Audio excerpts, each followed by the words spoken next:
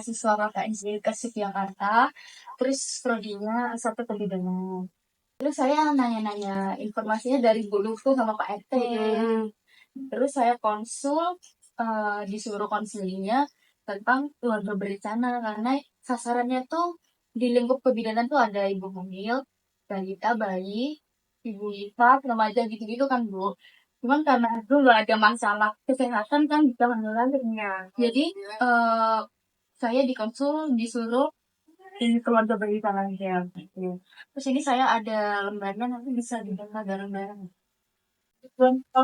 Ini bukan buat menghakimi atau memaksa ya Bu, tapi buat belajar bersama-sama aja, terus diskusi santai gitu. Sebelumnya Ibu udah pernah KB belum? Belum, belum. Jadi berarti di sini nanti dibahas bareng-bareng ya Bu tentang macam-macam kontrasepsi dan efek sampingnya ada juga. Nah, pertama ini ada pengertiannya. Mungkin sebelumnya tahu keluarga berencana cuma kayak jenis kontrasepsinya aja ya Bu. Tapi di sini ada definisinya itu keluarga berencana upaya untuk mengatur kehamilan anak, jarak kelahiran, usia ideal, saat lahir dan kehamilan melalui pemajuan, lalu ada perlindungan dan dukungan hak reproduksi dalam mewujudkan keluarga yang berkualitas. Itu untuk definisinya secara umum. Terus KB ini ada tujuannya beberapa Bu. Yang pertama, mengatur kehamilan yang diinginkan, lalu menjaga kesehatan dan menurunkan angka kematian ibu, angka kematian bayi dan balita, lalu meningkatkan kualitas dan akses informasi, konseling, meningkatkan kesehatan dan produksi ini maksudnya biasanya ibu melahirkan tuh butuh waktu untuk pulih kembali tuh 2 tahun dan baru bisa untuk akan berlari. Jadi tujuannya KB itu sebenarnya untuk meningkatkan kesehatan reproduksi. Lalu yang keempat ini ada meningkatkan peran serta partisipasi pria dalam program KB. Jadi kalau KB ini bukannya cuma perempuan sebenarnya Bu, tapi suami itu bisa ikut serta dalam KB. Lalu ada mensosialisasikan dan mempromosikan pemberian air susu ibu sebagai upaya untuk menjarakan kehamilan. Jadi ibu menyusui itu sebenarnya juga bisa sebagai KB Bu untuk menjelaskan macamnya nanti di lembar selanjutnya. Dan di sini juga ada lembar manfaatnya.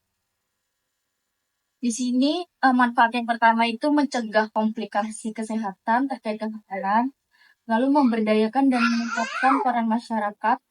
Ini untuk meningkatkan kesadaran Bu. Biasanya banyak orang tua yang ingin punya banyak anak tapi malah ditelantarkan sih ada juga kan Bu. Jadi tujuan manfaat KB untuk memberdayakan dan meningkatkan misalnya.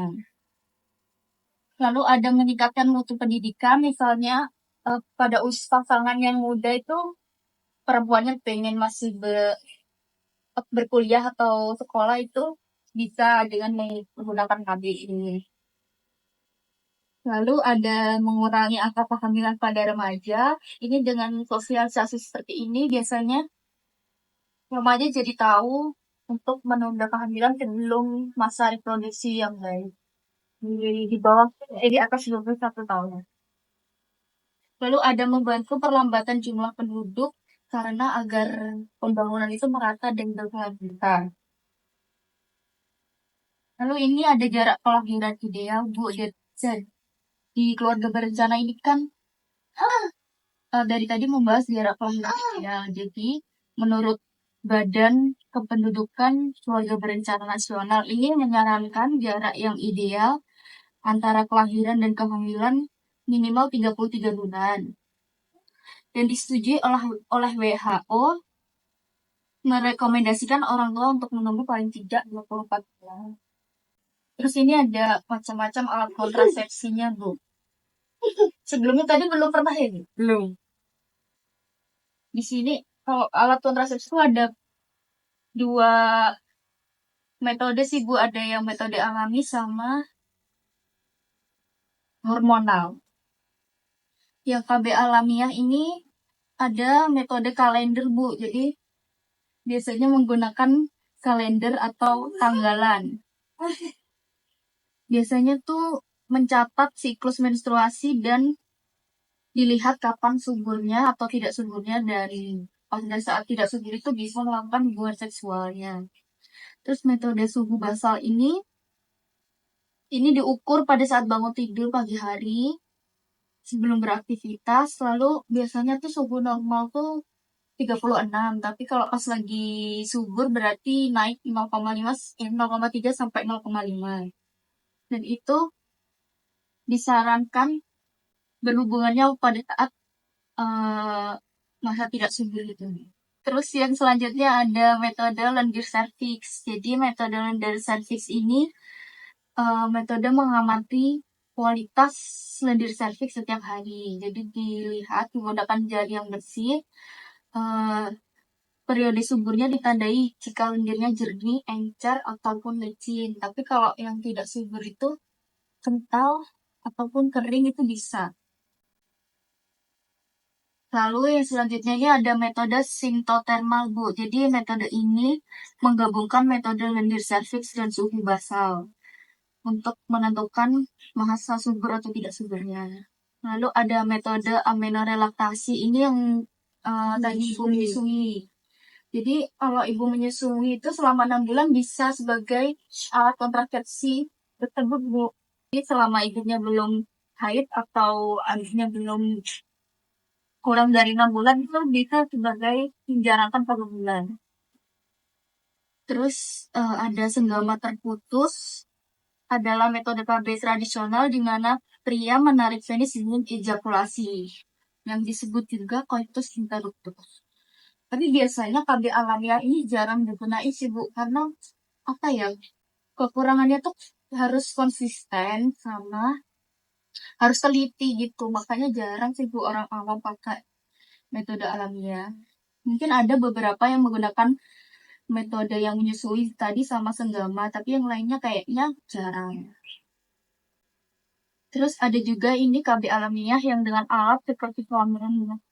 Jadi kondom bukan cuma mencegah PA, tapi juga mencegah penyakit menular seksual.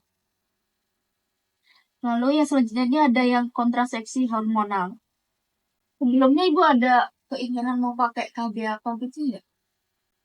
Keinginan gitu.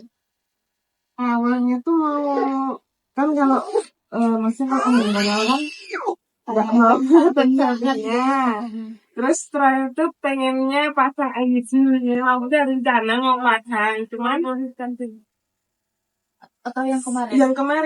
Yang kemarin, tapi ternyata sebelum pasang itu udah nggak enak badan kan, udah feeling, respect ternyata malah jadi sebelum di KB udah keduluan. Iya. Nah ini kalau kontrasepsi hormonalnya ada beberapa agak efek samping juga. Yang pertama ini pil KB. Ini pil yang diminum sekali sehari, tapi jamnya sama. Kalau efek sampingnya pil KB ini ada kenaikan berat badan, sakit kepala, mual, dan haidnya tidak teratur kalau pil KB. Kalau suntik KB, efek sampingnya gangguan haid, mungkin tidak haid atau mungkin darahnya banyak atau sedikit, terus keputihan, berat badannya juga naik, pusing, dan juga nyeri di area singkisan. Ada implan, ini sebelum udah tahu kan implan yang dipasang. Iya. Ini yang dipasang di bawah kulit lengan. Ini gunanya juga untuk mencegah operasi. Kalau efek sampingnya implan itu ada haidnya tidak teratur, sakit kepala, mual, jerawat, payudara tegang, perubahan nafsu makan, dan perubahan berat badan. Terus kalau IUD ini yang Ibu tadi mau pasang, ini efek sampingnya ada beberapa juga, jerawat, sakit kepala, nyeri payudara, nyeri panggul, kram perut. Dari macam-macam ini apakah ada yang tanya? Udah jelas sih sebenarnya. Udah jelas. Oh ini ada satu lagi nih yang steril. Kalau steril ini ada tubektomi yang buat perempuan sama vasektomi yang buat laki-laki. Cuman kalau sterilisasi ini ada syaratnya untuk keluarga yang udah nggak mau punya anak atau udah ada 2 anak, terus maksimal umurnya minimal umurnya juga 30 tahun baru bisa nabung. Steril itu hanya untuk apa ya? Udah konsultasi sama dokter biar biasa ya. stop. Iya, stop kan nggak pengen lagi bayar. Kira-kira ada yang ditanyakan? Nggak ada. Enggak. Selesai. Kalau udah, mungkin itu saja yang dapat saya sampaikan. Semoga informasi yang sedikit saya sampaikan ini dapat membantu ibu mengetahui samping atau macam-macam tentang versinya. Terus nanti mungkin ibu setelah melahirkan bisa merencanakan keluarga semoga lahirannya lancar ya bu, sehat, tidak ada nih hambatan. Ngertinya sama bayi ini.